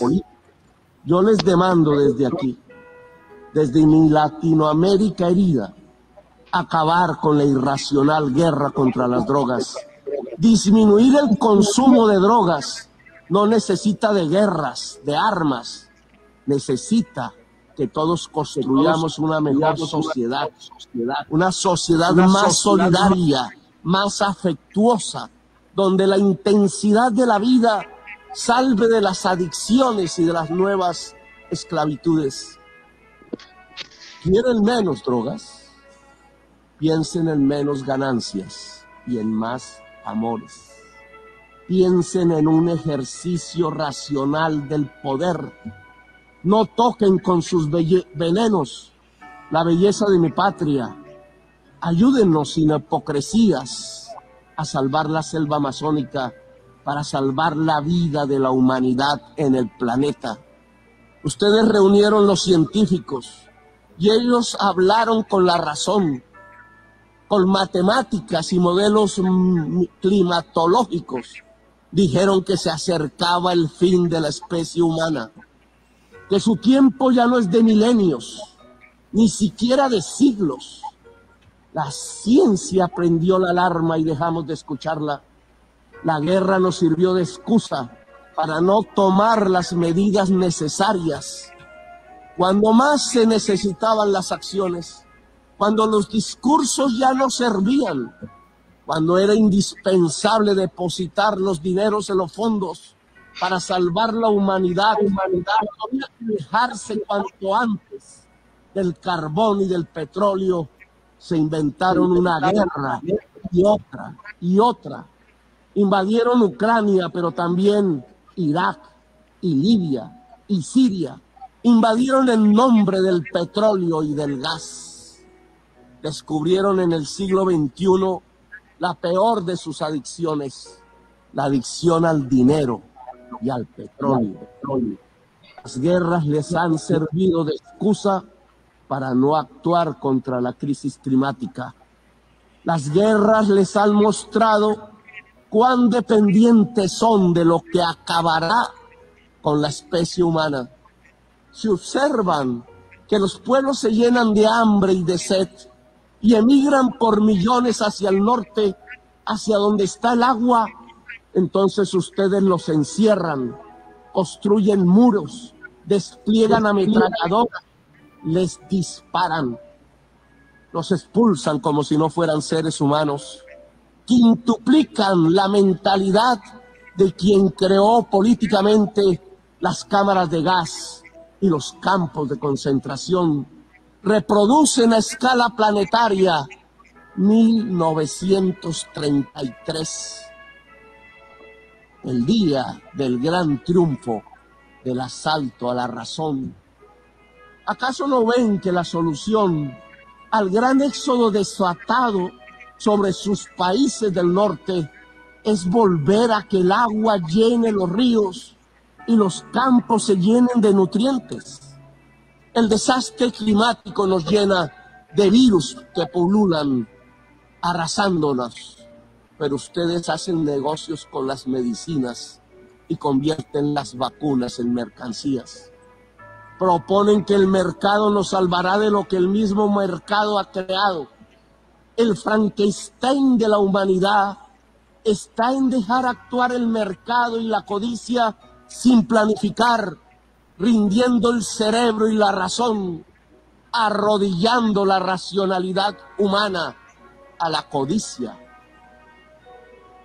¿Para qué la guerra si lo que necesitamos es salvar la especie humana? ¿Para qué sirve la OTAN y los imperios si lo que viene es el fin de la inteligencia? El desastre climático matará centenares de millones de personas y oigan bien, no lo produce el planeta, lo produce el capital. La causa del desastre climático es el capital. La lógica de relacionarnos para consumir cada vez más, para producir cada vez más y para que algunos pocos ganen cada vez más. Es eso lo que produce el desastre climático. Le articularon a la lógica de la acumulación ampliada del capital los motores energéticos del carbón y del petróleo y desataron el huracán, el cambio químico de la atmósfera, cada vez más profundo y mortífero. Ahora, en un mundo paralelo, La acumulación ampliada del capital es una acumulación ampliada de la muerte. Desde las tierras de la selva y la belleza, allí donde decidieron hacer de una planta selvática amazónica un enemigo, extraditar y encarcelar a sus cultivadores, les invito a detener la guerra y a detener el desastre climático. Aquí en esta selva amazónica hay un fracaso de la humanidad. Tras las hogueras que la queman, tras su envenenamiento, hay un fracaso integral, civilizatorio de la humanidad. Detrás de la adicción a la cocaína y a las drogas, detrás de la adicción al petróleo y al carbón, está la verdadera adicción de esta fase de la historia humana, la adicción al poder irracional, a la ganancia y al dinero. Y aquí la enorme maquinaria mortal que puede extinguir la humanidad. Les propongo como presidente de uno de los países más hermosos de la tierra y de los más ensangrentados y violentados, acabar la guerra contra las drogas y todas las guerras y permitir que nuestro pueblo pueda vivir en paz. Convoco a toda América Latina en este propósito. Convoco la voz de Latinoamérica a unirse para derrotar lo irracional que martiriza nuestro cuerpo. Los convoco a salvar la selva amazónica integralmente con los recursos que pueden destinarse mundialmente a la vida. Si no tienen la capacidad para financiar el fondo de la revitalización de las selvas, si para más destinar el dinero a las armas que a la vida, entonces reduzcan la deuda externa para liberar nuestros propios espacios presupuestales y con ellos realizar la tarea de salvar la humanidad y la vida del planeta. Lo podemos hacer nosotros si ustedes, los del norte, lo quieren. Solo cambien deuda por vida, solo cambien deuda por naturaleza. Les propongo y los convoco en América Latina para ello. Dialogar para acabar la guerra. No nos presionen para linderarnos en los campos de la guerra. Es la hora de la paz. Que los pueblos esclavos hablen entre sí. Que lo hagan los pueblos del mundo. La guerra es solo una trampa que acerca el fin de los tiempos en la gran orgía de la irracionalidad. Desde América Latina convocamos a Ucrania y Rusia a hacer la paz. Solo en paz podremos salvar la vida en esta nuestra tierra común. No hay paz total sin justicia social, económica y ambiental. Estamos en guerra también con el planeta. Sin paz con el planeta no habrá paz entre las naciones. Sin justicia no hay paz social.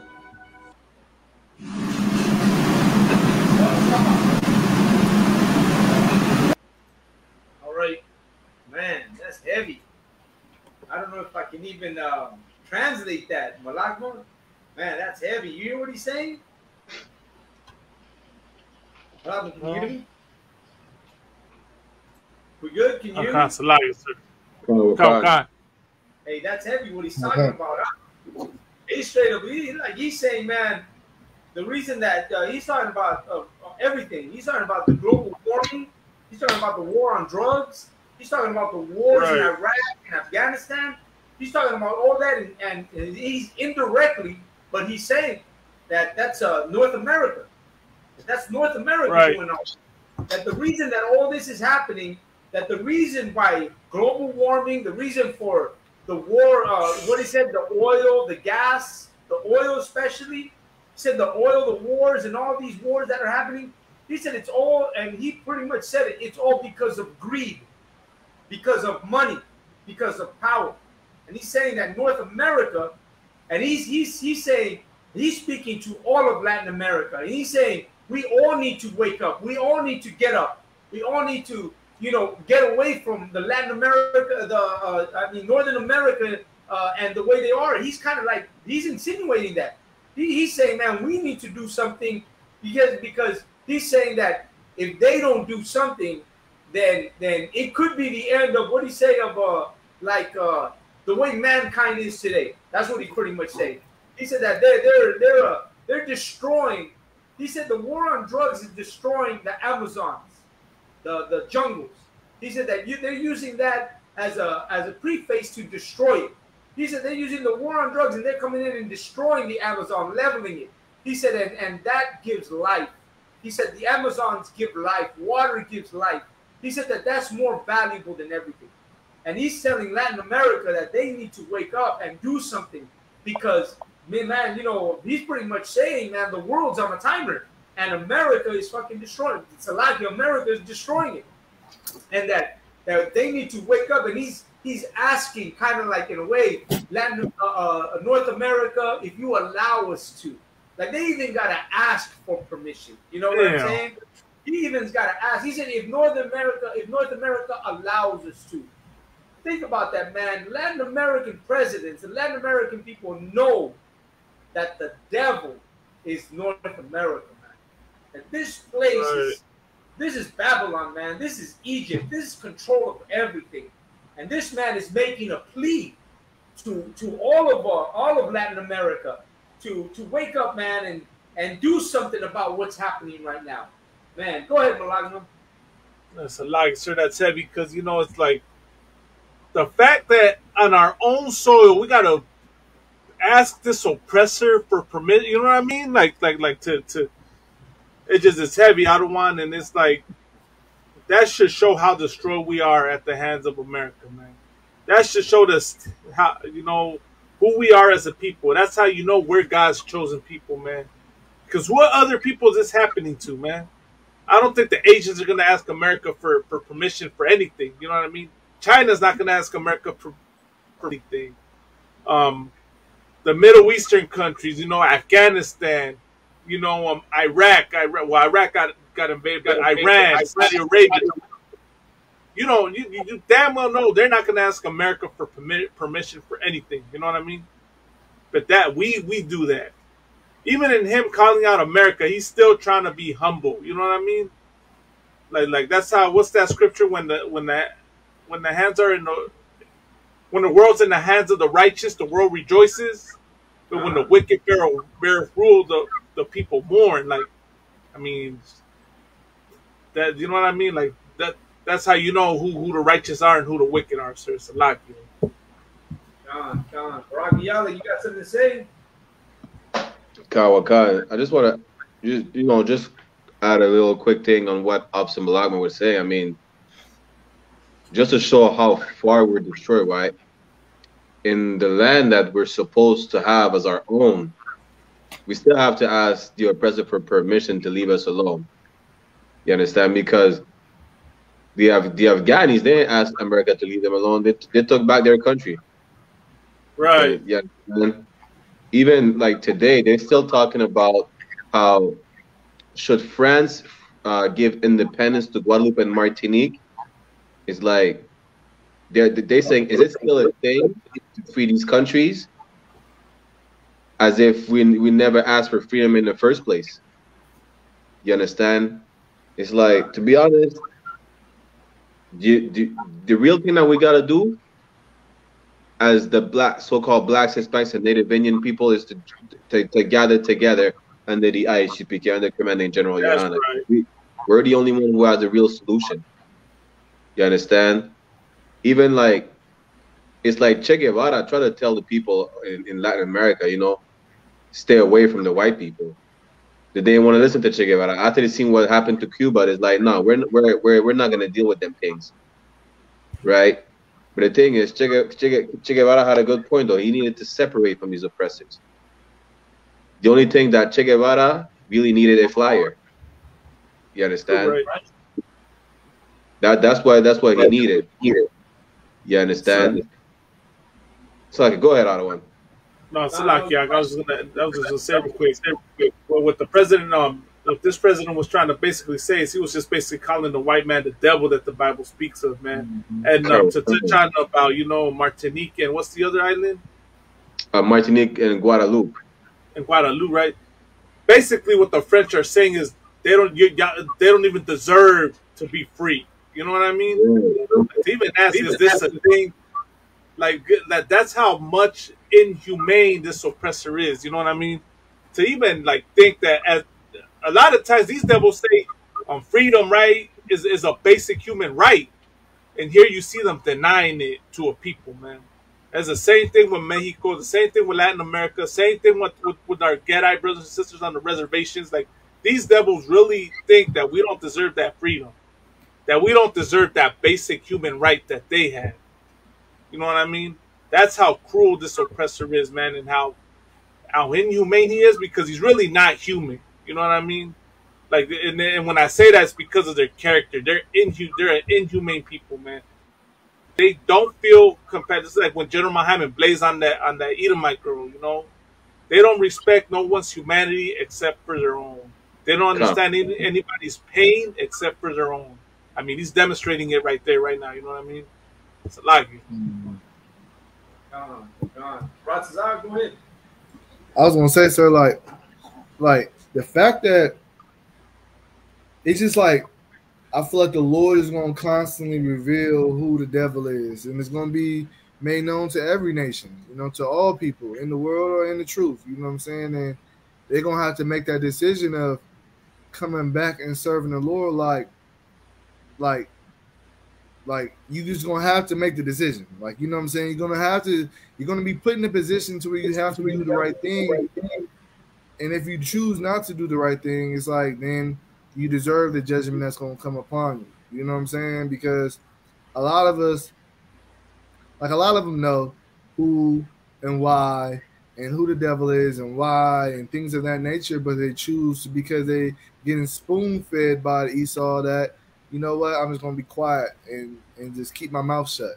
You know what I'm saying? Like you were saying earlier, sir, it's our rights as being brothers and sisters to one another to tell each other of rights and wrongs and things of that nature, of what's going on. It's our right it's our duty to do those things. You know what I'm saying? And brothers and sisters gotta recognize that, look, the only right way to do that is in the ICBK and the Commanders of Muhammad. You know what I'm saying? And that the more you separate from America, the more strength you will gain and love you will gain for your people, because that's who you have to rely on. You have to rely on your brothers and sisters. You have to rely on, you know, each other, because now that spoon that you're being fed is now, there's no food on there no more. And the spoon is not being lifted up to your mouth no more. And so who else do you have? You have to look to your own people. And the Lord's going to constantly put us in that position to look towards one another, to gain from one another, and to gather together. Absolutely, absolutely. And, you know, it's prophetic, you know, that we'll remember who we are and we will call him by his name, you know, and it's prophetic that, the man of perdition will be exposed, you know. Right. These are all things that will come in a time when the Lord has said that Israel will wake up, that we will wake up and we'll remember this whole thing. We'll remember who we are. All of a sudden, we're like, oh, yeah, I remember now. I'm Judah. I'm proud to be Judah. I'm Issachar. I'm proud to be Issachar. And the man of perdition, he himself will expose himself. And that's what America has done. With all the wickedness that it's carried on, it's exposed itself, and everybody, Latin America knows who America is and the wickedness that it has. You know what I'm saying? And that's why we're here today. We're here because we understand that, you know, everything we teach is because it's prophetic. What you hear in these classes is because it's part of history, and history is part of the prophecies. All of history, right. If you really take a look at history, history is just prophecy being fulfilled. You just didn't know it. But if you go back and you look at the slave trade, that's prophetic. It's in the Bible. If you go back and look at the Aztecs and how we worshipped other gods and, you know, did sacrifices and believed in the gods of stone, and man, that's prophetic. That's in the Bible. If you go ahead and look at how we gave ourselves other names and we're running around with these other names that aren't ours, man, that's prophetic there too. You don't understand. The whole Bible is history, and it's history that fits us to a T, and it's prophecy. And we're here fulfilling prophecy every time we come on this channel and we speak out, and brothers and sisters listen in. Man, you're fulfilling prophecy. You're hearing the words of the prophet that the Lord has chosen to speak in this time, when he's decided to wake up the prophets to prepare for the destruction that's coming on this nation. And let me tell you something, man. You live in a nation that the Lord has deemed to be destroyed. You should be worried. You're living ground zero. All of us, man, all of us, we live in ground zero. You're living in ground zero. America is going to be destroyed by nuclear war because of how wicked it has been, and because of the history that it has. It owes a debt. And you, whoever's listening to the show, and you live in America, trust me, man, believe me, it's prophetic. You're going to face what the Lord is bringing, known as that wrath, to this country for the wickedness that it has had. You know what I'm saying? And Latin America waking up and speaking up the way it is, the Colombian president, Hugo Chavez, the president of El Salvador. And let me tell you something. Take note. I'm pretty sure. I'm not sure, but no, I am sure. I've got to be. I'll bet you that the president of Colombia, he's not Colombian. Because if he's a president and he's in Colombia and he's ruling it, it's because he's not president. Because we don't rule anything. Us as Mexicans, us as indigenous, us as blacks, we don't rule anything. We'll never have anywhere. Most likely that president is of Spaniard descent somewhere.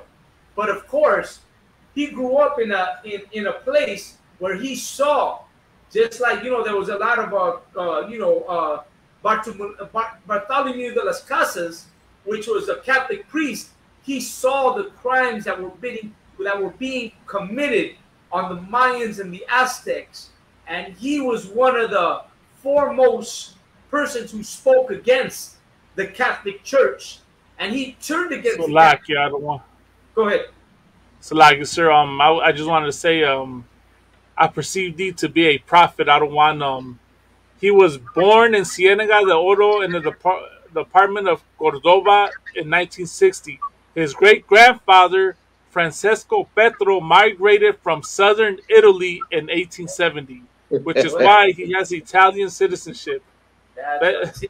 He's not Colombian, but you know, I'm saying, you know, I didn't know that, but you know, I know because he's like you spoke about what was that, the revolutionist Barack Ayala that you spoke about. Che Guevara. Che Guevara was not. He was not. What was he? He was. I think it was Argentino. But he was not Argentino. His family was not Argentino. He was born in Argentina, but his family was not Argentinian. Fidel Castro was not Cuban.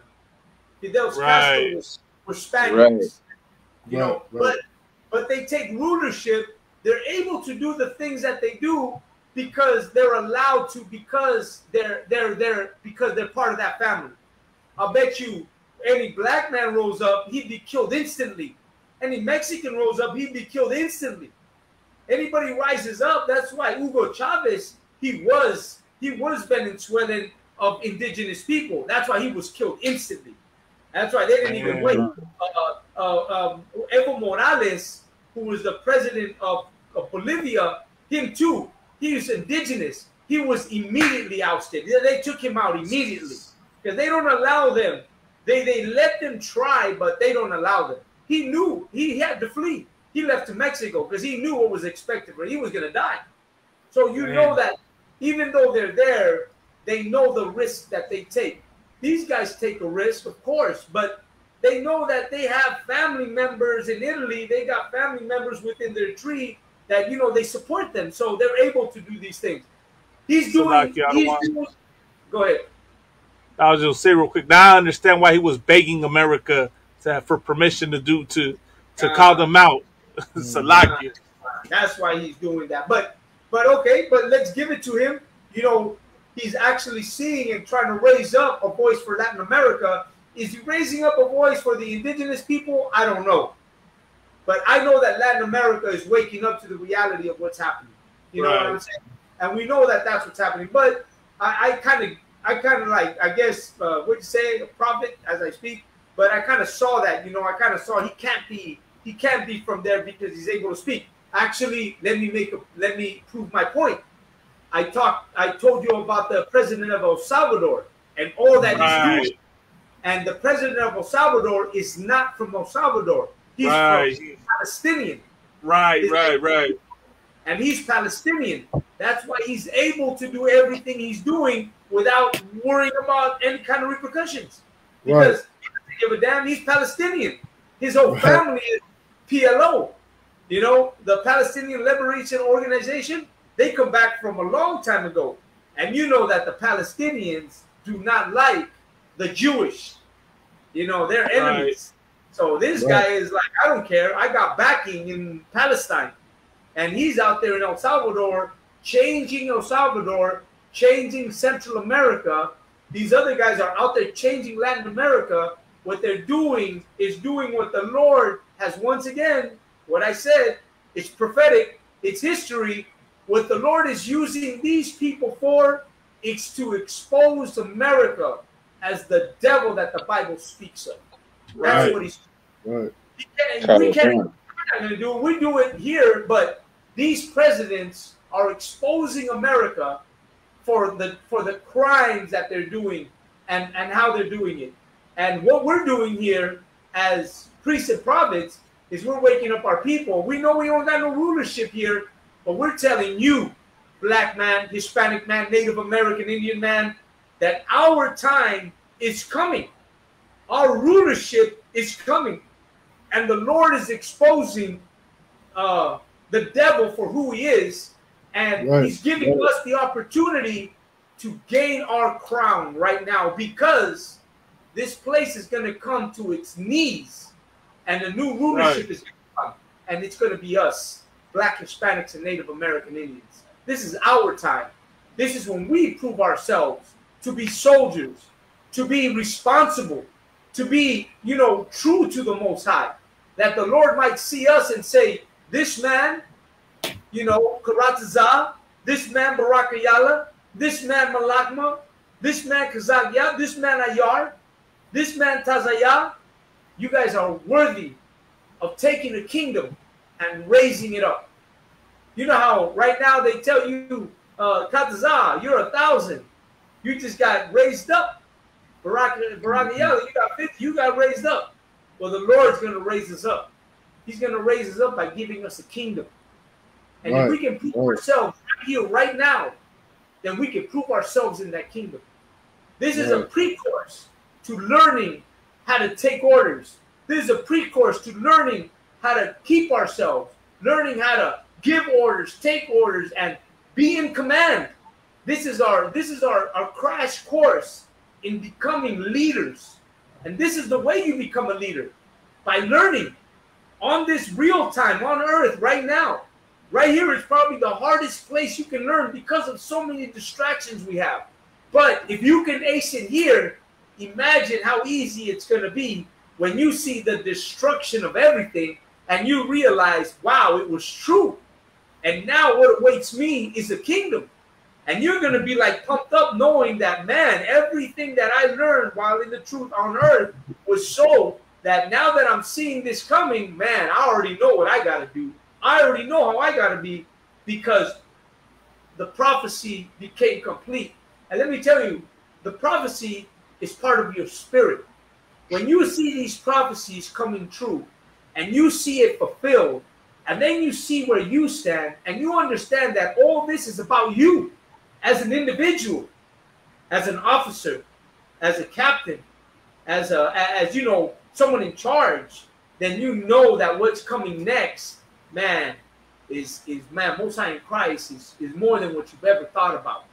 Like, this is gonna be like man, in order. You know what I'm saying? Damn right. Yeah, you know, we're running a little bit out of time, so I'm gonna let everybody get their little bit in. Barakayala, I'm gonna start with you, man. You know, what we saw here today, talking about indentured servants, talking about what Latin America is about to do, talking about the prophecies that are being fulfilled and how we're going to be that end to it. Now we're going to take control right after all this, and this is a practice run. Go ahead, Barack Ayala. And you already know it's always a pleasure to be here every Monday. You understand?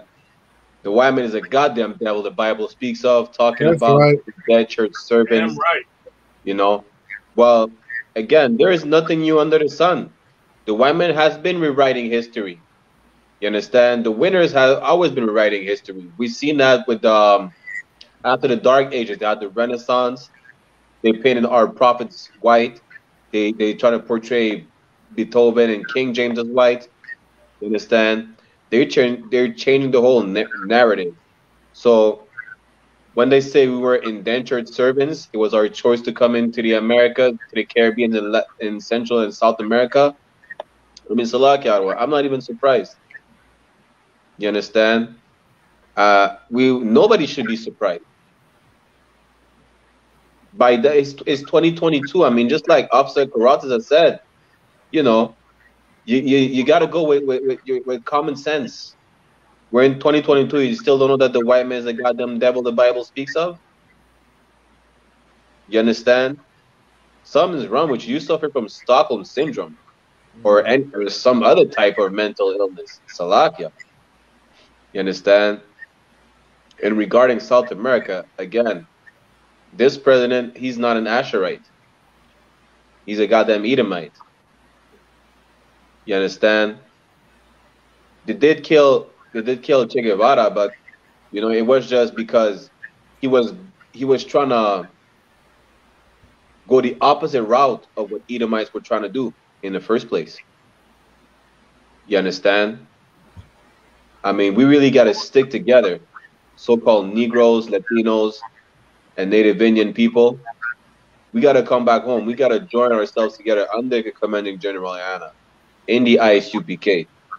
We're the only safe haven for so-called blacks, Hispanics, and Native Indians. You understand? There is no other safe place out there. Like I said before, when the war pops off, when it comes to Canada or America, whatever the case is, I have a brethren, he's an Asherite, he's talking about, I'm moving back to Peru. You're basically going from one war zone to another. You're not going to be safe, hombre. I'm telling you right now, mano, come into the ISUPK. You understand? La última cosa es que el hombre blanco es un pinche gusano, el diablo de que habla la Biblia. That's right. Go ahead, Karatazan. Sure, sir. It's an honor being on here with y'all. You know what I'm saying? I appreciate y'all having me on. And everything you bringing out, sir, was real heavy. Like kind of like how the brother was saying, like, man, we got to wake up, man. Now it's time to wake up. Don't wait till later to change your life. Like, all throughout history, we want to, all throughout our lifetimes, growing up in our conditions that we lived in, we wanted to change. We aspired for a difference in our condition, a difference in our lifestyle. And the Lord has given us a gift, and it's the ISUPK for you to be able to change, for you to be able to have this safe haven, for you to be able to have a place to where you can be Latino, to where you can be Negro, to where you can be like these so-called names, Native American, Indian, in your purest form. You know what I'm saying? In your purest form, and serve Him in truth and sincerity. Like, don't take this time period that we trying to fish you in for granted, because it's going to be a time period where we're not. You know what I'm saying? We're doing this because the Lord has commanded us to, and we love the Lord and we love our people. So don't take this opportunity for granted and capitalize on the change while you have time to change. You know what I'm saying? The world is crumbling. They're trying to rewrite history because they know it's crumbling. You know what I'm saying? The plagues is hitting them which ways, and they don't know what to do. And like they're in a panic state. They're trying to show face and be like they're calm, but they're really, America and all Esau's in a panic state. I would say that Esau and his counterparts are in a real panic state. They're gonna fight against each other. Esau's gonna have other problems that it's gonna become too big for him. And the biggest problem is gonna be Christ cracking that sky and coming back and putting him in chains. Right. You know what I'm saying? So it's like us as Israelites have to understand that it is time now. Don't wait to change. Don't try to give yourself. Oh, wait. No, do it now. Do it while you have the opportunity. And nothing's holding you back but yourself. You know what I'm saying? Absolutely. The water. Go ahead. Okay, sir. Well, want to say the water, of course, always. And like, man, it's always an honor being up here, going to war with y'all brothers, man. What y'all have been bringing out, it's been heavy as hell, And the stories coming out that we brought out from the college professor to these presidents, you know what I mean? That these nations, right? It just comes to show you, right, how subtle this oppressor is, man. All the ways and how do I say for lack of a better term, techniques that Esau uses to keep us asleep. You know what I mean? Like, these are the people that are over us, man. We don't have our own people aren't running anything. You know what I mean? It's always another nation, right? That's a curse in Deuteronomy, where it says the stranger that is within ye, right? That is among thee shall get on high. That's like, I mean, how much higher does it get when you got a Palestinian as a president of your country? When you got an Italian as a president of your country, man? You know what I mean? Like, these heathens, man, are getting over us and are lying to us and are manipulating us into being passive and being, being good slaves. You know what I mean? So Raza, man, y'all need to wake up and pay attention, man. Que se pongan las pilas, man, because everything that's happening right now is to wake you up, man. Look, you see the earthquakes going on, man. Mexico just had how many earthquakes? 2, right, within the past 3 days. Taiwan, like, so you got the earthquakes in diverse places.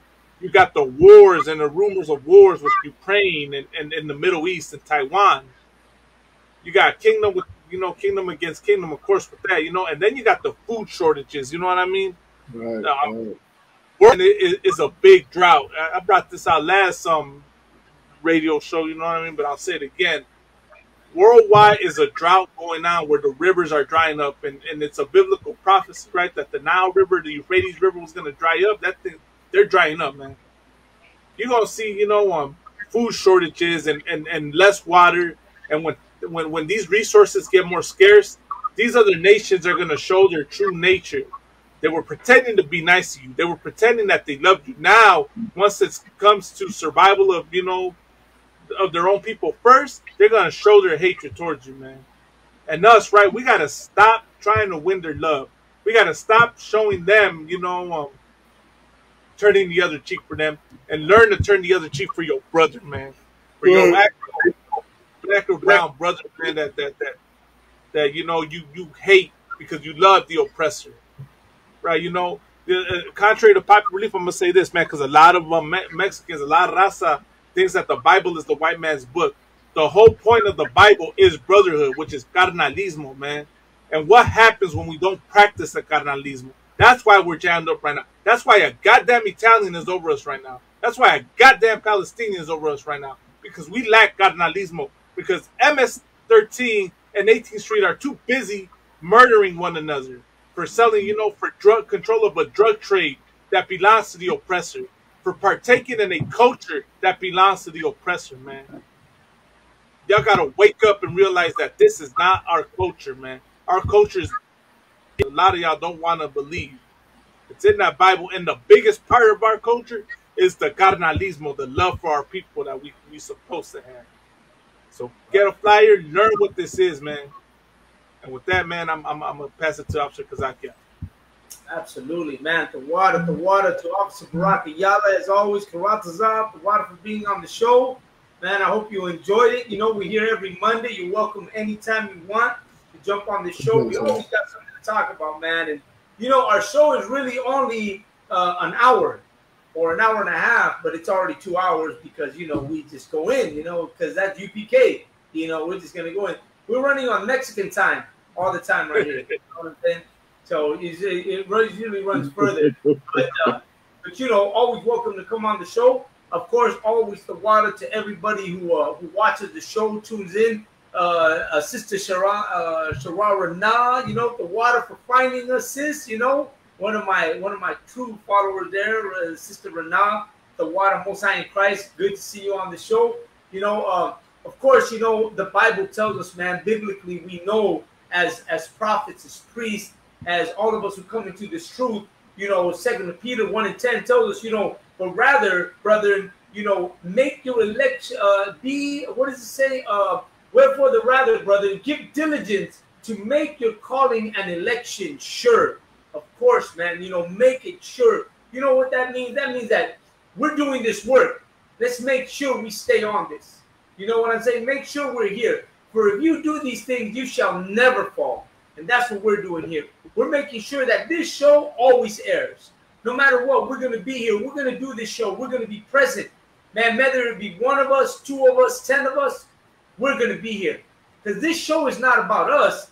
This show about all the brothers who tune in to listen to what we got to say, what the Lord has told us to tell you.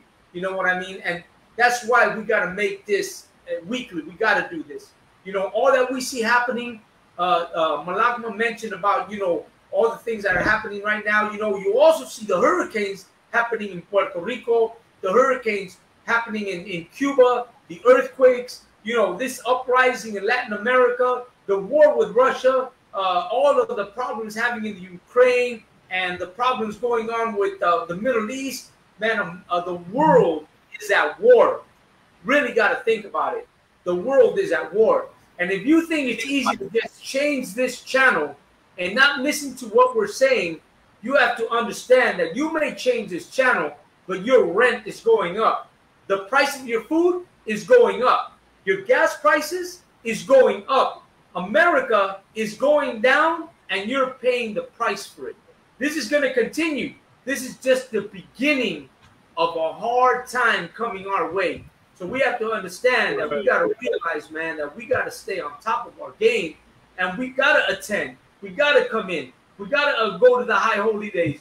We got to serve the Most High, the Lord. And, you know, if you find yourself, you know, a little down, not putting in work, you know, what we call slacking sometimes, or, you know, you're still in the truth.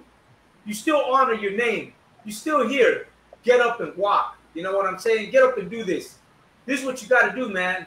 You got to finish what you started. You decided to come into the truth and get your name. You decided to serve the Lord. Well, this is no time to stop. You may slow down, but always remember, you got to finish what you started, because this is what you set out to do. And this has a reward. With that, I want to thank everybody for watching and staying tuned with us. This is La Neta. As always, every Monday, about 8:30, 8:45, we're going to be here. Join us. Share this. You know, like us, man. Comment. You know, call in. We got a call-in number. Call in. Participate. Give us your point of view to what we're talking about. That's what this is all about, man. We thank everybody for joining us. And, you know, from coast to coast, the water, Karataza, Barakayala, Malakma, and of course, me, Kazak Yad, signing off for this Monday show. Till next week, Shalom, Yahweh, Ba'ashim, Yahweh, Shai, Baruch, Ayar, the water for joining in, Ayar, man. As always, I know you with the slave, man, but the water, Ayar. With that, Shalom, Israel. Shalom, Rasa. Shalom. Yeah, Shabbat. Let me end this real quick.